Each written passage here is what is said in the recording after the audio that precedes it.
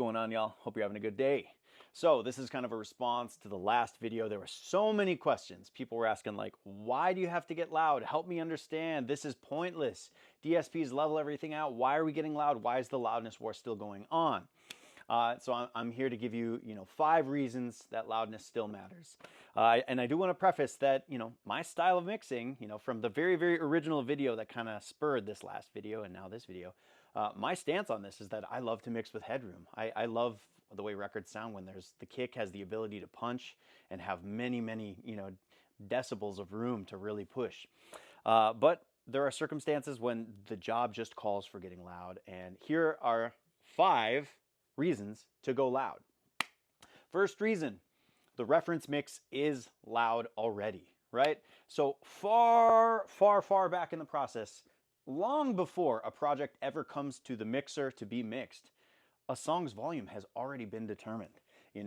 When you're on the cutting room floor and it's an artist and a producer and a team and they're in a room, whoever is at the helm of that computer with that session, building the song up in their DAW, they're kind of in control of how that gets built up and how the gain staging happens. And a lot of the time it's spontaneous, it's magic, it's exciting. It's, it has that day one energy, which I think of as, we just made a smash song energy. Like everybody's excited, you're pushing up drums, things are maybe too loud, you're stacking elements, you're not worrying about all the gain staging, they're just making a song. And the limiter is sitting there and maybe it's a bunch of plugin chain, a chain of a bunch of plugins, and it's catching a lot of those peaks and they're just driving the song up until it feels good and they're making the balances accordingly and they're building a great record. And at that point, at the end of the day, they do a bounce and maybe they continue to tweak the song for a bit. But, regardless of that, it's going to continue to be heard as a version that's somewhat reminiscent of that song, that first version that has that level of loudness, which generally is pretty loud. I mean, on average, anywhere between -7 and -5 LUFS, which is just spanking loud. And so if the artist and the entire team, they've all been hearing this version of the song that has that unique sonic, soup of distortion and harmonics that are reacting a certain way to the way that the kick and the 808 and the vocal are all like just gelling together with that limiting and distortion. It's really specific and it is getting baked into their memories that this is the song they're familiar with. This is the version of the sonics that they are enjoying. That's the magic. That's what they made. And they get to know it really well. Because when you get hyped on a song, you get a high from it, the dopamine's going crazy, you're listening to what you made over and over and over and over. It's like you can't stop. It's so, so good. So they get to know it so well that if they hear a version that sounds even slightly different than that, it's going to be a problem, right? So I would have to be a fool to tell them, no, this version is sonic, this version is cleaned up and it is a little bit quieter, but trust me, it's going to do better at streaming. It's going to have more punch.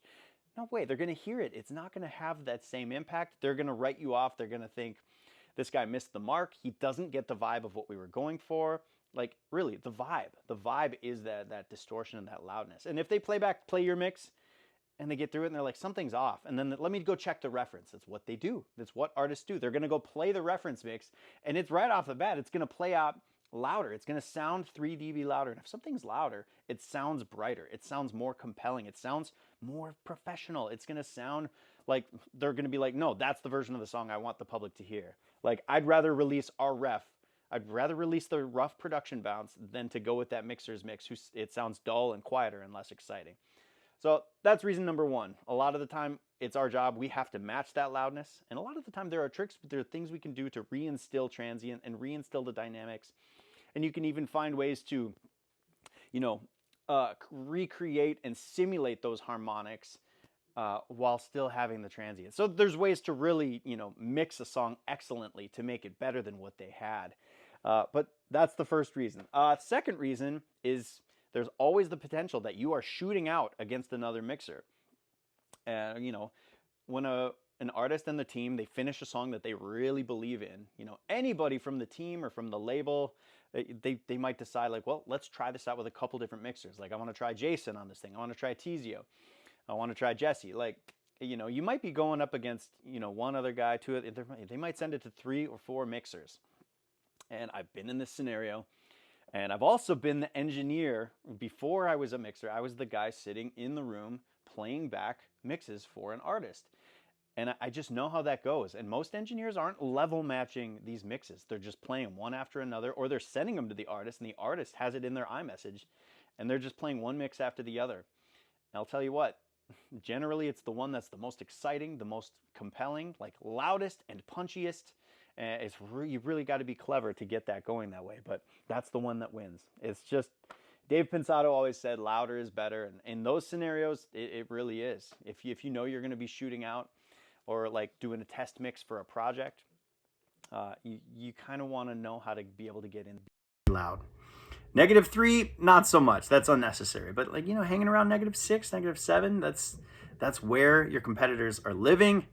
It's just the way that it is. I'm not a huge fan of doing that, because I think all the mixes sound compromised at that level. Not all of them. And we'll get to that. That's actually the very next reason. Third reason. Some songs just call for that. It's my friend Andrew Morey who told me this. He was like, dude, some songs literally don't come to life until you hit a certain level of volume. When they're jammed up into the ceiling and creating all these just specific nuances of distortion, that's the glue.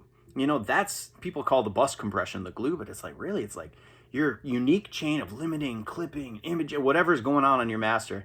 Sometimes certain dense arrangements just don't even come to life until they hit -5. And I fought it over and over and over and over. It's like, I'm going to try to back this off, and I'm going to try to get something else happening. And it's like, no, like, it's just, this song wants to be loud, and vice versa. Some songs, you couldn't get them loud to save your life. A really sparse ballad where it's just a lot of peaks, something boom, got, dum, dum. It really, really difficult to get loud. I've had some where I can't even get it louder than -12. Like, what am I doing? Then you try to compress it and try to, let's tame those peaks. Let's gain stage this differently. And then it loses a lot of the vibe. It all depends on the arrangement. Certain songs call for different levels of loudness. This is why it's ridiculous when I see people saying, oh man, I shoot for -8 every time. I had somebody text me that the other day. Oh, I shoot for -8 every time. Like, cool. It's just not up to you. it's up to the song. And, I've had it where I've submitted songs in shootout scenarios where I just can't get it louder than that. But I submit it where I think it just sounds best. Like, this is where I think the song sounds the best.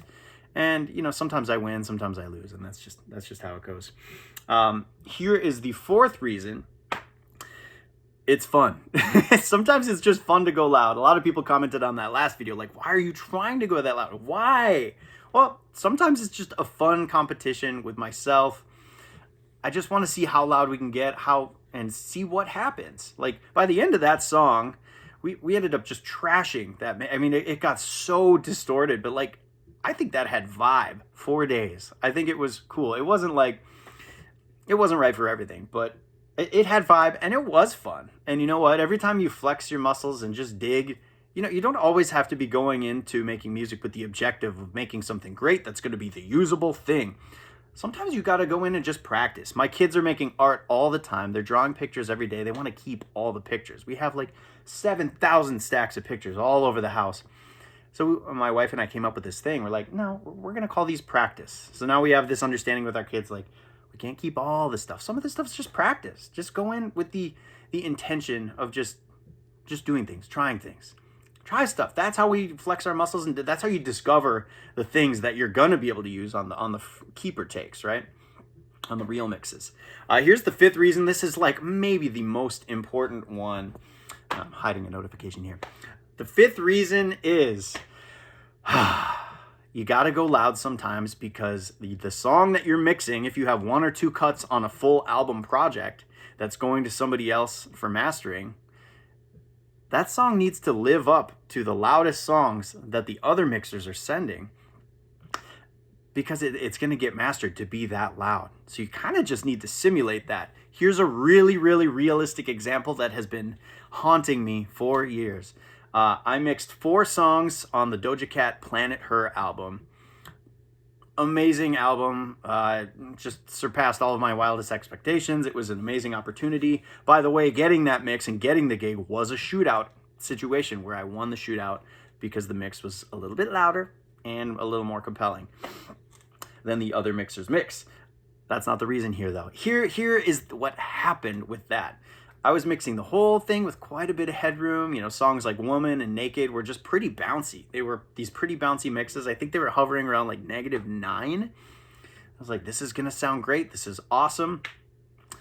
Here's the problem. The lead single and the second, like half the album was mixed by Serban. And then the rest was Jeff Ellis, and his stuff sounded terrific. I love Jeff. But the Serban mix came in first as the first single from the album. And when it was mastered, I mean, his mix came in at like -6, and it got mastered to go even louder than that.